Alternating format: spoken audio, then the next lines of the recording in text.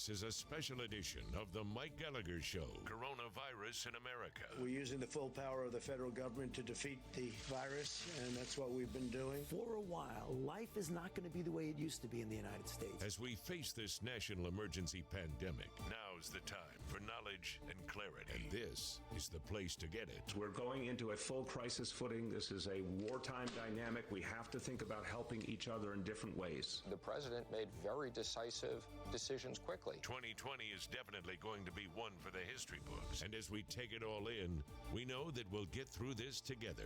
We're America. And now, here's Mike.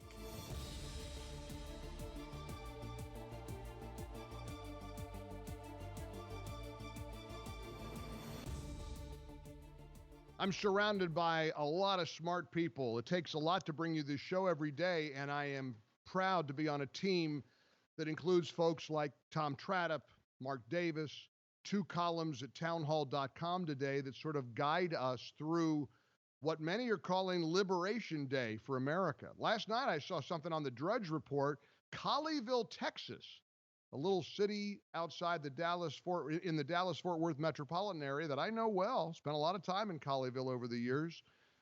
They, according to Drudge, became even the first to start opening, sort of in defiance of their state's own shelter in place or stay at home or safer at home or whatever catchy little pithy phrase they've come up with these days.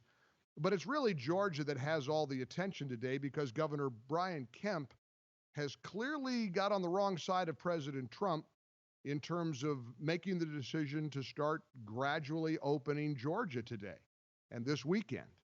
And the president, you know, the way the media is characterizing it, the president ripped Kemp for his plan to reopen, saying, I'm not happy about Brian Kemp. I'm just not happy. The president made it very clear. You know, when President Trump repeats something, repeats a phrase at one of these press conferences, you know that he's trying to make a point. Well, he was making a very clear point about the governor of Georgia. I want the states to open more than he does, much more than he does. But I didn't like to see spas at this early stage, nor did the doctors. Is that a correct statement, Deborah? I didn't like to see spas opening, frankly. I didn't like to see a lot of things happening, and I wasn't happy with it. And I wasn't happy with Brian Kemp. I wasn't at all happy because, and I could have done something about it if I wanted to, but I'm saying let the governors do it.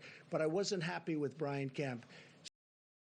You said that, you know, as you could hear, in case you didn't catch it the first time, he's not happy with Brian Kemp. And of course, the media, the worldwide media, is now going to watch every single. Georgia will now be the safest state in the world in terms of everybody trying to take care of everybody, because everybody's going to be watching to see who's going to get sick or who's going to die. And nobody wants anybody sick or anybody to die in Georgia or anywhere else for that matter. But sadly, the way this virus looks, there are going to be additional sicknesses and hospitalizations and deaths in America as they are around the world. We have now surpassed 50,000 deaths in America, 192,000 deaths around the world.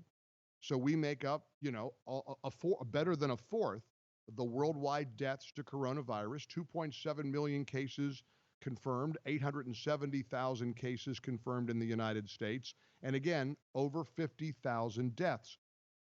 To me, one of the things that I don't understand about anybody focusing on the type of service or business that is being opened today in Georgia misses the point entirely. Listen, I'm no smarter than President Trump. I don't think I'm any smarter than any of the folks on Fox News. But last night I noticed my friend Sean Hannity pointing out that he didn't like the idea either of tattoo parlors being opened. And I was screaming at my buddy from my living room, Sean, it's not the service they provide, it's the people that are working in the tattoo parlors. And I would say that respectfully to him or to President Trump or to anyone. Is a tattoo parlor worker a husband, wife, mother, father, breadwinner, taxpayer, citizen? Are somehow tattoo parlor workers less honorable than somebody who works at an insurance agency? I don't think so. You want to know what's essential?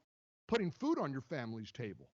You want to know what's essential is the freedom to say, we got to try to make this work. And I get it. I'm also, and listen, I'm going to admit it. I'm not cavalier about this virus. You've never heard me say it's just the flu. It's not the flu. It's way worse. It's terribly contagious. We've lost over 50,000 Americans in just a few short weeks. We should never forget the families that have lost loved ones, the grieving, the agony of somebody dying alone on a ventilator by themselves because nobody can get near them, or a funeral where nobody can even really attend other than 6 or 8 or 10 people because of social distancing guidelines. This has been a rough year for us. We all know it. Let's not stick our head in the sand and pretend that it's business as usual and everything's fine. It's not. But I truly believe that perspective is in order. Now, we broke down deaths in a state like Georgia, a state of 10.7 million people. If you're condemning Governor Kemp, consider the following. Again, 10.7 million people live in Georgia. They have had to date 838 deaths.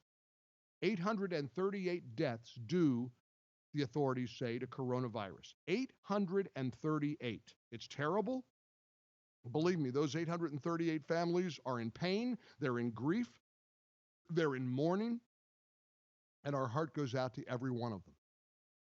But we pulled up some statistics from the CDC. Just go back to 2017, where they kept a full record of deaths in the state of Georgia in 2017. Again, this may help give you a little bit of perspective regarding Governor Kemp's decision. Remember, 838 deaths so far to coronavirus. In 2017, over 18,000 people died in the state of Georgia due to heart disease. Over 17,000 people died due to cancer. 4,800 due to chronic lower respiratory disease. Over 4,000 died from accidents. 4,300 from stroke. 3,700 from Alzheimer's disease. 2,200 from diabetes. 1,800 from kidney disease. 1,400 suicides. So you have 1,500 drug overdoses. So if you roughly do the math, 18, 30, 40, 50, 60, you have 70, 80,000 people who died tragically, sadly, in Georgia. Of course, I'm not talking about a highly contagious, vicious virus, of course, but if you want to pore over the data, compare the tens of thousands of deaths in a state like Georgia in 2017 to the 838 total tragic deaths to coronavirus thus far. That, to me, is the data that has led Governor Kemp to make this decision. Will he be right? Is he going to be vindicated, or is he going to be condemned for the ages? Time will tell. I don't know. I do know that we better be ready for the media onslaught, because every additional death in Georgia from this point going forward is going to be blamed on Governor Kemp. They'll figure out a way to blame Trump too, even though the president disagrees with Kemp's decision. Don't worry, they'll blame Trump as well, because they're going to say the president gave Kemp the latitude to do this. So they'll blame them both. They'll blame Trump supporters. They'll blame Republicans. They'll blame conservatives. They'll blame center-right conservatives. They'll blame Fox News. They'll blame Sean Hannity. They'll blame Laura Ingraham. They'll blame all of us. Because the ones who will do that blame game aren't the ones sitting in a studio hearing from callers and listeners all over the country who are so desperate they don't know what to do. There was a story last night on the news about a veteran who sat in a line in Florida for, I think, 5 hours to get some food for his family. They ran out of food when he got to the front of the line, went to another line, another 5 hours. They ran out of food again. Can you imagine the frustration this poor guy feels? A veteran. Not to mention the agony of not being able to feed his family. Now, fortunately, because it was a big story on ABC News last night, it was a pretty big deal, and a lot of people stepped up and donated food and resources to this family, because that's what Americans do. That's the kind of heart that America has. But this is what we're facing right now. I'm not kidding you.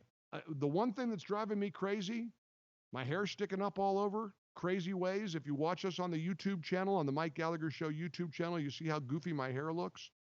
I may fire up the Roadster, drive north for 3.5 hours, and go to Georgia and see if I might be able to get a haircut this weekend.